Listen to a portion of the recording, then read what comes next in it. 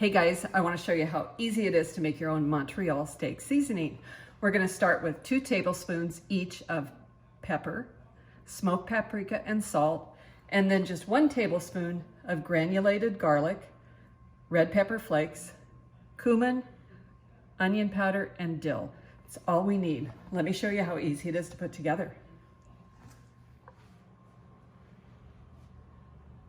Okay, so let's put this together. This is so easy and so good. I have my little jar. I'm just gonna add a funnel to the top so I don't make a mess when I pour. I'm gonna add the salt, the paprika, and the pepper. And now the onion and red pepper flakes. And finish with the onion, cumin, and dill. And just like that,